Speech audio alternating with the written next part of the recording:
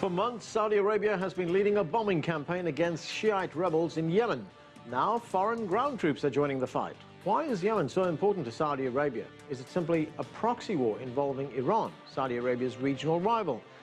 And if it deteriorates further, how might the conflict affect the rest of the world? Hello, I'm Anand Naidu, and this is The Heat.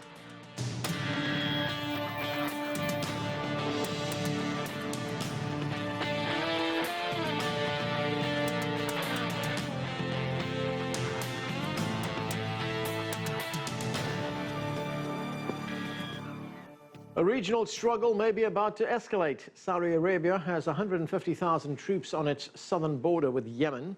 A Saudi-led coalition is committing more military resources. This month, the United Arab Emirates sent in a military brigade to join the fight on the ground. Saudi-backed government forces are gaining on Houthi rebels in parts of Yemen. Thousands of airstrikes are said to be making a difference, but the Houthis still control large portions of the country. Yemeni people are here to protest against the colonization and the blockade by Saudi Arabia. The Houthis are Shias. They took over the capital of Sana'a earlier this year and ousted the Western-backed president Abu Rabu Mansur Hadi. The Sunni-dominated Saudi Arabia is deeply worried about a Shia-controlled neighboring Yemen.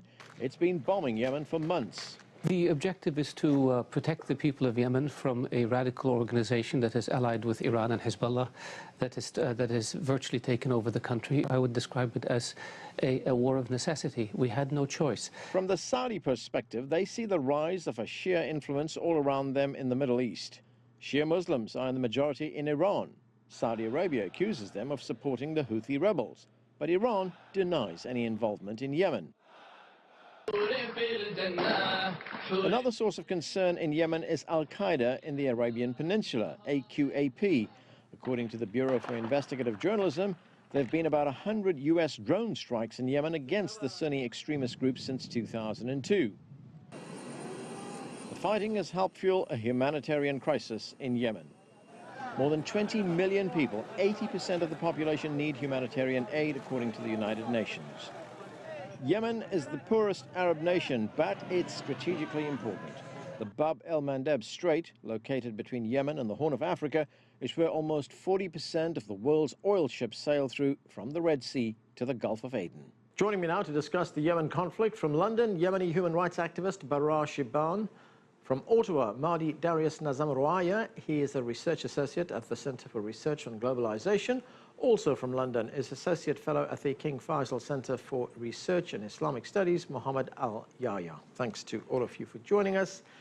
Let's start with Marty in Ottawa. Marty, we just heard in that report from the former Saudi ambassador to the United States. He said that the object of the Saudi assault on Yemen is to protect the people of Yemen from what he called a radical organization, referring to the Houthis, and he said that that organization is allied with Iran and Hezbollah. He also described it as a war of necessity. We have no choice, he said. What do you make of that? Well, I think, to be very frank, that's all a smokescreen and dishonesty to justify an illegitimate war. If they're trying to protect the people of Yemen, then why are they bombing civilians? Why are most of the casualties in Yemen civilians? Why have they stopped aid ships from going to Yemen? Why was this announced from Washington, D.C. By the Saudis, by the former Saudi ambassador, who's now their foreign minister? This is a smokescreen. I think that the talk about this being a Shiite takeover is also a smokescreen using a sectarian card to justify Saudi plans to dominate Yemen with the support of Washington. I think the United States is a big part of this war, and they gave Saudi Arabia the green light, and they've been part of the logistics of this war, and they've been leading from behind just like they did in Libya. And if Saudi Arabia really wants to fight so-called radical organizations, well, it shouldn't support Daesh or ISIL or ISIS, as even Joe Biden has said. You know, they are one of the sources for funding for that group in Iraq and Syria. So to me, this is all a smokescreen that's really hiding Saudi Arabia's real interest to control Yemen and to subordinate it to Riyadh. Mohammed, is this an illegitimate war? Saudi Arabia, we know, is the richest, one of the richest, and certainly one of the most powerful countries when it comes to its military in the Middle East. Why is there this deep concern over what happens in Yemen? How does it threaten Saudi security? No, it's not an illegitimate war at all. What was illegitimate is the Houthi takeover of many major cities in Yemen. The Houthis are not a popular movement. I mean, it would be intellectual contortionism to try to argue that the Houthis are a popular movement or that they're a revolutionary movement. They're an armed militia backed by a toppled despot. Saudi Arabia does not target civilians in Yemen, and contrary to the allegations made just now, there isn't really any hegemonic underpinning to what's going on in Yemen. It's not in order to rival Iran. Saudi Arabia wants to see a stable Yemen and wants a stable country to its south.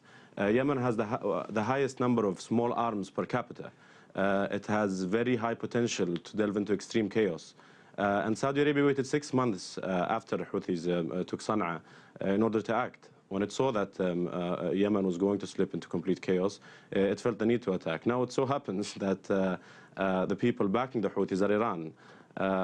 In Syria, we see that Iran is a force of extreme destabilization. In Iraq, it's the same. They're backing off Hezbollah in Lebanon. In all of these places, Saudi Arabia is trying to find stable partners, trying to promote economic development and prosperity. And it so happens that Iran is in all of these places doing just the opposite. Baraa, what is your view on this? No matter what the purpose of the war is, no matter what the Saudis say the reasons for the war is, and no matter how the war is being conducted, we see that the people that are bearing the brunt of this war are civilians in Yemen.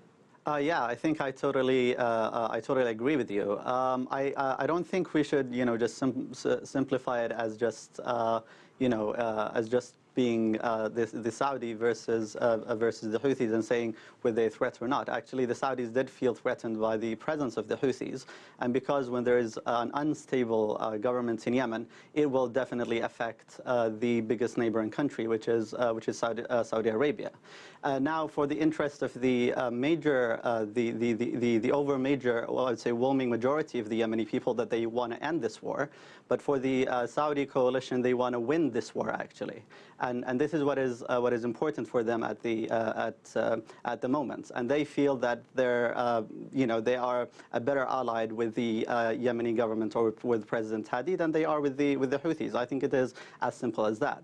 From the other side, we have also the Houthis, who've been unfortunately leading the country into a very dangerous path, and wasn't able to reach to a consensus with the Yemeni political parties inside the country, and have been committing more and more violations, human rights violations, abduction, torture, as they were expanding south, until it reached the limit that they bombed President Hadi in his own residential palace in Aden. That was the targeting point when Saudi decided to intervene and bomb the country. Now, of course, now we are talking about a really catastrophic humanitarian situation that I'm going to reach to as we talk in this program. But I think this is the major problem, that the Yemeni political parties weren't able to reach a consensus. The Houthis were not able to gather the political parties and actually started targeting their political opponents, leading to the situation where we are today. Marty, we see how regional powers are involved in this conflict in Yemen, but at its core, is this an internal conflict? Is this the result of the political parties in Yemen not being able to reach any kind of agreement, any kind of political solution to how the country is governed? Look, there is an internal element, but of course external factors are involved. External powers each want to vie for influence in Yemen. Saudi Arabia is one of them. And I want to point out, I agree that there's a humanitarian catastrophe there, but who is bombing Yemen? Who are the ones who are not a democracy? I don't think Saudi Arabia supports democracy anywhere. And to say Saudi Arabia is pushing for democracy anywhere is ludicrous, because this is one of the most despotic places in the world. That's absolutely ludicrous. But my point here is the Houthi movement, Ansarullah, the Saudis were playing them against the Muslim Brotherhood in Yemen. This is one of the reasons that this problem's occurred. And all they've been doing is interfering in Yemen, while they're accusing the Iranians of doing it. But in fact, it's been them for many years, from the North Yemeni civil war, before Yemen was united when they were fighting against the Pan-Arabist forces and Nasserite Egypt, who was supporting them, to 2009 and 2010 when Saudi Arabia was defeated, and now they want to send ground troops again. They're going to be defeated again. I mean, the Houthis, we can argue about whether they're a popular movement or not, but I mean, let's be clear. Al-Hadi was not a legitimate president. He was past his constitutional term. Yes, there wasn't a consensus made, but the Saudis try to manipulate a dialogue in their favor to install their own people in Sana'a. Okay, let me give Mohammed a chance to respond to that. And Mohammed, another question I have for you as well. Amnesty International says in a report that the Saudi campaign has left, and I'm quoting here, a bloody trail of civilian death, unquote. That report also goes on to say that some of what Saudi Arabia has done could amount to war crimes. The Amnesty International report actually also mentioned the indiscriminate bombing by the Houthis in Aden and Ta'az and other areas of Yemen. The Houthis are using equipment that is extremely imprecise and equipment that is condemned to killing civilians. You can't target insurgents or target fighters with equipment they have. It's extremely imprecise. And yes, on the Saudi side, there have been civilian deaths, but civilians have never been targeted. Going back to the points that were made by Mahdi, Saudi Arabia's only objective in Yemen is to have a stable and prosperous neighbor to the south. For the past 3 decades, it's made it unstable. Saudi Arabian aid to Yemen in the past 3 decades, you might say it's misallocated, misappropriated.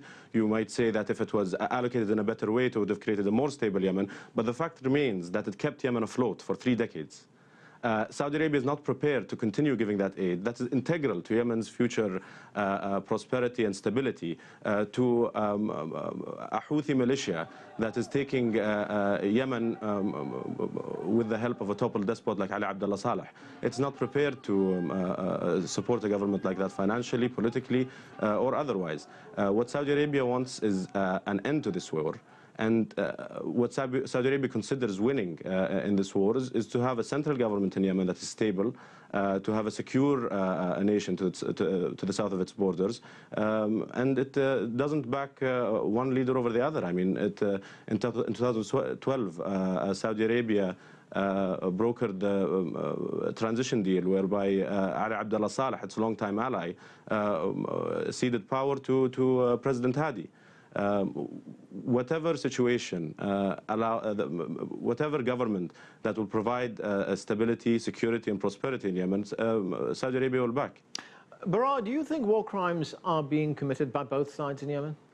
I think the Amnesty International report was very clear on saying that there were actually war crimes committed by all parties involved in the conflict, and I think it's quite it's quite very simple to say there weren't in such a big armed conflict as the situation is in Yemen. I think I agree on the point that if Saudi not necessarily wants democracy for Yemen, but I would argue that it wants stability in Yemen, simply because it is a bordering country, and the biggest bordering country is Saudi Arabia. The main also problem, let's not forget that the campaign started after the Houthis started launching training campaigns right at the Yemeni-Saudi border, and then started to threaten that they're gonna take control of Bab al-Mandab, the sea pathway that most of the world trade passes through. I think these are major concerns that the Saudi regime did put into consideration when it decided to make this campaign. In addition to all of that, I think it's important to also point out to the active role actually of the former president Ali Abdullah Saleh. He tried to hide as much as possible actually, but his role is quite, it's quite important in this conflict. Actually, almost all the military units fighting now in central Yemen with the Houthis and in the south are the military units of Ali Abdullah Saleh. They're the one who are capable of taking control of heavy artillery. They're the one who are capable of how to advance in the country. They're well trained, and these are the special elite forces that were controlled by his son Ahmad Ali, which I would argue that he was planning to put him in power. And I think this whole conflict, it was just a tool for Ali Abdullah Saleh. He thought that he can eventually kick President Hadi out of the country in a way, and then reinstall his regime into place. Marty, you spoke earlier on about the U.S. role in this conflict. What does Washington hope will be the outcome of this conflict? What is its best case scenario here? Well, I think the United States wants Yemen to be subordinate to itself and Saudi Arabia. It wants to control the Bab el-Mandeb Straits between the Red Sea and the Indian Ocean, which is just as important as the Suez Canal going through Egypt. Both of them are equivalent. I think Saudi Arabia and the United States also want alternative trade and oil routes from the Persian Gulf going to Yemen in case the Iranians ever close the strategic Straits of Hormuz in the Persian Gulf. These are major considerations for the war. The United States has heavily been involved in Yemen ever since September 2001. Its drone programs, it's used that drone intelligence and helped the Saudis select its targets in Yemen. The targets being bombed in Yemen are being selected by the Pentagon, which is a part of the Saudi coalition. It's the unnamed member of the Saudi coalition. And I think if the Saudis really want stability in Yemen, this is not the recipe for stability. The biggest victor right now, we can argue, is Al-Qaeda. You know, I don't see the Saudis bombing the stretches of Yemen that are being taken over by Al-Qaeda. Even Daesh or ISIL or ISIS, whatever you want to call it, is saying it has a presence there. This is what the outcome is. Do they want another no man's land? Like, do they want ISIS to have a foothold in the south? This is what they're doing through this bombing campaign. It's been the Saudis that have been playing different sides in Yemen. They supported the Houthis for a while. You know, so don't think that this has come out of thin air and the Saudis intervened to preserve stability there. It's actually quite the opposite. Their intervention in Yemenis affairs have led to this. Mohammed, we have a few seconds left, but I want to give you a chance to answer this. Is that the Saudi intention? They want to make Yemen a client state? No, that's not the case whatsoever. Saudi Arabia, as I mentioned, wants a stable and prosperous Yemen to the south. And one of the reasons this is very important is because the Al-Qaeda presence in Yemen is an extreme threat to Saudi Arabia. As you all know, Al-Qaeda has attacked Saudi Arabia numerous times from the early 2000s until very recently. Just to comment on what Mahdi mentioned about how do they support Al-Qaeda? They're fighting Daesh right now. They're part of a coalition that's bombing Daesh. Okay. Who's supporting the people in Syria cutting the heads? Even their own ally, Joe Biden, the Vice President of the United States, says this. Okay, Mohammed, you got a few seconds. The Afghanistan war was a different time, and it was a time where Saudi Arabia learned not to support insurgencies like that, and it was Saudi Arabia and the United States that supported Al-Qaeda in Afghanistan. The country that did not learn from that lesson, and you can see it with the Shia militias in Iraq, you can see it with the Houthis in Yemen, you can see it with Hezbollah is Iran, and they will pay the price dearly for it, because you don't support terrorists en masse like this. You don't support people. Yeah. And that's where we have to leave it. Thanks to all of you for joining us. We're going to take a break right now. We'll continue our discussion on Yemen. Stay with us. You're watching The Heat.